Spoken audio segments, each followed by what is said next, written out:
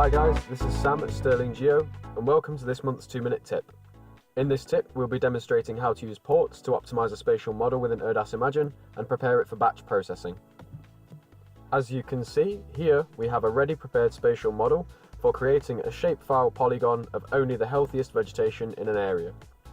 If we try to run a batch process currently, there will be no options for inputting any data, and therefore, to begin the prep for batch processing, we need to use a port input and connect it to the input node of the raster input.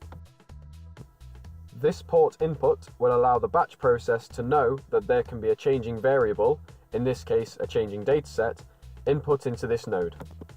Changing the name of the port input will allow you to keep track of what sort of data you need to input into that port.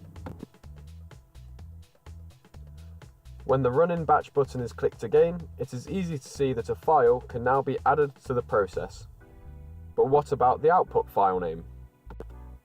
So back within the Spatial Modeler, attach a second port to the file name in node of the feature output operator. And then rename this to the suffix you would like in your output file. When batch processing, the process takes the input port name as the suffix for the output file. Also pop down a brief description so you know what that port is completing. With regards to the rest of the nodes, these can remain without ports as they will remain static and will not need to be changed. The model is now ready for batch processing. When clicking the button again, it can be seen that there are now two variables. It is now possible to add the files which need batch processing to the batch command editor, and then remove any files which may have accidentally crept in. It would be a good idea to check where the files which are being processed are being saved, so click the Show Full Path Name button, and the file path will be shown here. If this file path isn't any good, it is easy to change where the file is saved. Click Edit and then the name of the output port, and change the path name from before the double backslash to where you would like the file saved. In this case, I am happy with where my files are being saved.